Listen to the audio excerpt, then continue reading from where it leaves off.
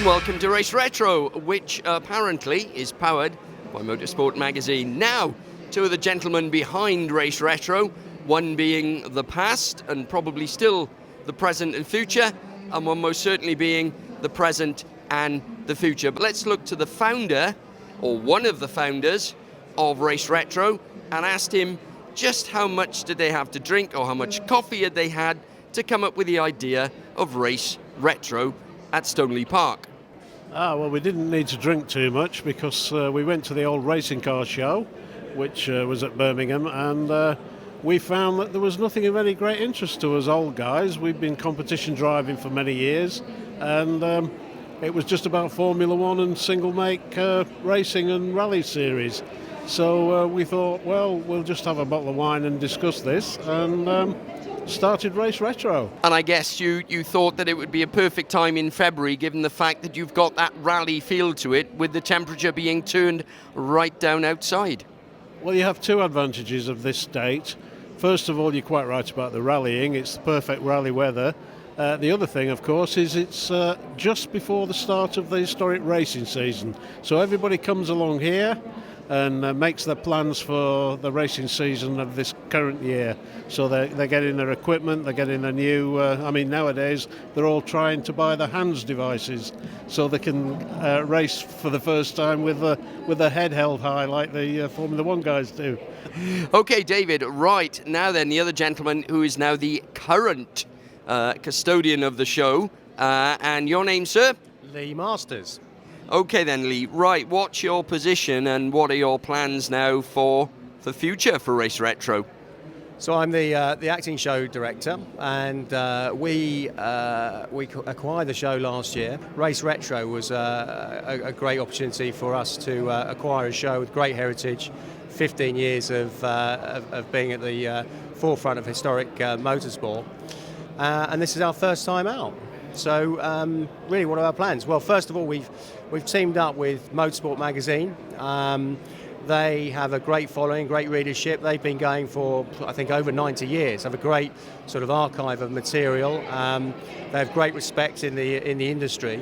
We've teamed up with them because they give us some access to cars and to drivers. And those are two things we want to feature heavily at the show. And I guess, to be fair to Motorsport magazine, it is well established and a well respected magazine. It's all about the contact, it's all about the synergy, and it's all about giving people something which no other show gives you. It's the accessibility and the relaxed atmosphere. Well, that's right. I mean, you can get right up close to the cars. You can take photos, you can take selfies with the drivers, you can get signings with the drivers, autographs. And yeah, that accessibility is another kind of key feature of our show. Okay, well, gentlemen, thank you very much indeed. Now, you may have heard about the Isle of Man as far as a race venue, and it is a historic race venue at that. But what you wouldn't have done is thought of a honeymoon island as a race venue as well. And actually, it is a race venue, and that is Jersey. So how did the whole sort of motorsport thing start? Well, motorsport's been active in Jersey since before the war. We've had the hill climb venue at Bully Bay, and of course straight after the war Jersey had the privilege of being the first major international sporting event for motorcars in 1947 with the Jersey International Road Race, which was effectively the first Grand Prix that was held after the war. Right, now you say Grand Prix, there's no actual tracks on Jersey, are there? There's no tracks now. At the time there was a track, and that ran along the seafront, Victoria Avenue, and we're very proud to say that we actually run one of our classic events on that same piece of road now. And with regard to the event itself now, so when did it first start? And I guess it's grown since then. Well, the events that we're here today to promote started in 2000. And basically there are two festivals now in Jersey, both organised by our club. The first one takes place in June annually, usually over the half-term week, first week in June. And that centres on St Helier. The competition events involve a sprint using the old road race track, then two separate hill climbs, one on the Saturday, one on the Sunday. Well, that's going on for those people that just want to come to Jersey, like you did on your honeymoon, they can come and do our touring events. And there's a full program of touring events for people in cars of any age. I also should mention that we have the second festival, and that's held over the bank holiday weekend in August. That usually consists of a sprint in what we call St Juan's Bay, which is a very beautiful bay on the west of the island. And again, it's on a public road, quarter-mile sprint. Then on the Saturday and the Sunday, we have a hill climb at a venue called Greve de Lec. And I remember reading in one of the motor magazines reports on it, and the journalist said it was the best hill climb event he'd ever driven on. Okay, so what we need to do now then is to speak to a lady who has competed, and that lady is here. So what made you think, oh, I'll go to Jersey, not for a honeymoon, but to do some racing?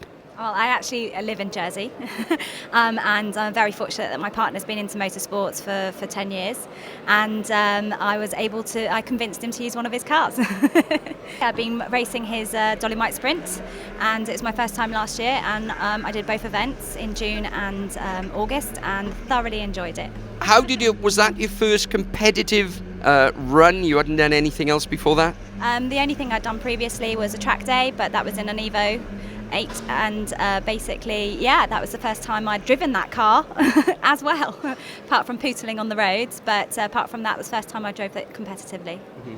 And what were the other competitors? How were they towards you, and did they make you feel welcomed? Oh, absolutely. Everybody was amazing. I hadn't got a clue what I was doing in the sense of where to be, what the routes were and things like that, lining up for the start line. But everybody, the marshals, the other competitors, the organisers, everybody was just so welcoming and friendly. 10 years you've been competing, so how have you found it in those 10 years? Are you getting quicker? Only in the last couple of years I've switched cars myself, and I'm driving something that's a little bit more competitive now. Not that the Dolomite isn't competitive, but you kind of get to a point where your times are the same year on year, and you know that you're kind of at the limit of what you or that car or the combination of both can do. So it's been a real joy to race a different car. The camaraderie between competitors, if there's a problem with your car, I guess they turn around and say, right, we'll give you a hand. Is that the case? Everyone helps each other. It's an absolutely fantastic group of people. So many of my competitors, I suppose, are very close friends. As soon as anyone pops the bonnet, everyone's gathering around to try and see if they can help out in any way. We're very fortunate on the island. We've got some really good mechanics and garages, and very often there's been all-nighters to try and sort someone out so that they can get back down to the hill the next day. So we're genuinely really lucky in Jersey that so many people are so kind to each other. Okay then, so to sum things up now then, if somebody was thinking of coming to Jersey and competing, for you, what is the best thing about the whole package of events, in a sentence or two? The best thing about competing in Jersey is the relaxed atmosphere, the ethos that you have paid your money to come down and have some fun. So it's not about doing jobs and clearing up and things like that. It's about coming together, sharing food, just enjoying motorsport and sharing stories, and it's just so much fun. So a shared passion, and you'd be able to go down to the beach and build a sandcastle or three then? Or have an ice cream at lunch. Or an ice cream at lunch. Okay, well, thank you very much all. And if you don't go to Jersey this year, then make sure you go there next year. I'm with Jeff Smith of the Vintage Sports Car Club, and we're chatting about the rebranding of Formula Vintage. So, Jeff, what is the rebranding and what is Formula Vintage all about? Formula Vintage is a term which encapsulates all our major competitive events, which are typically 5 events based around well-known circuits in the UK, starting at Silverstone in April, ending at Snetterton in September, and then interspersed with all of that, a number of sprints and hill climbs at pretty well all the major venues in the UK. The idea is to try and capture in one title what we've been about for years, which is giving the very best motorsport for pre-war cars. And with the membership of the club itself now, and it encapsulates every make and model from that period, how strong is that membership now, particularly as conceivably some of the members may be getting on a bit?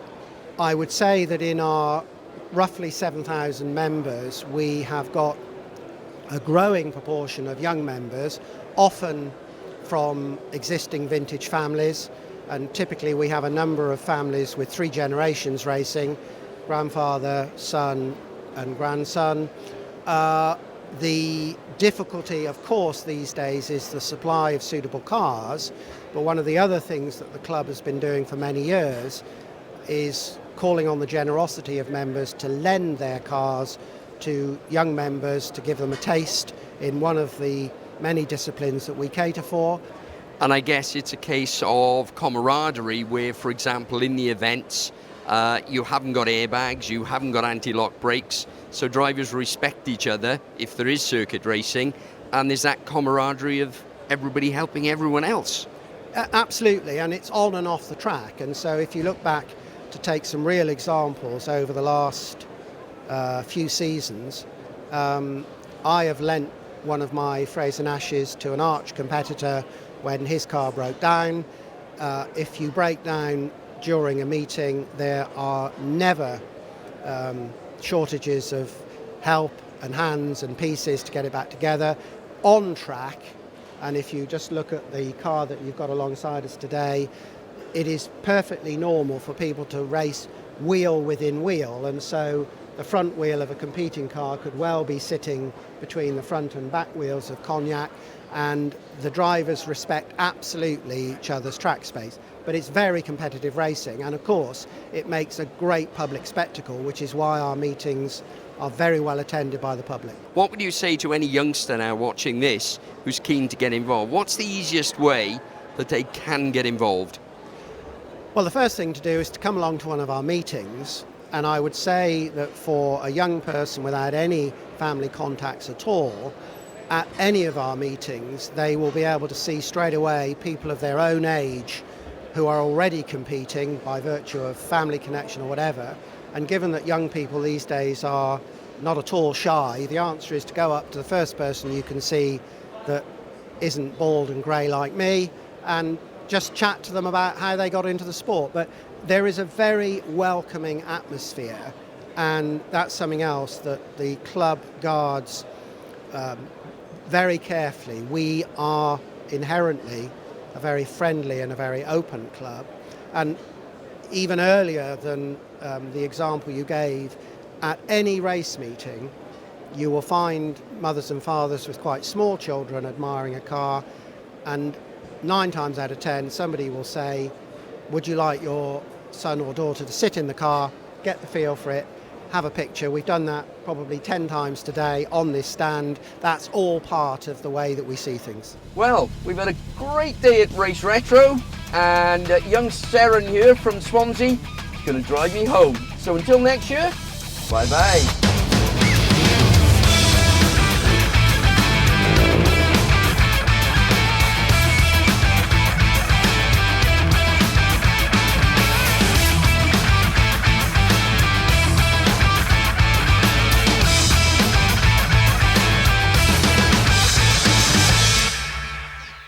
Okay. Did you see what happened? Yes. How good is that? That was who I thought it was it? No. Harry Vassinen just came in and did a photo bomb you as you drove away. Amazing! Shall we do that? I think we'll leave it there to you. Okay.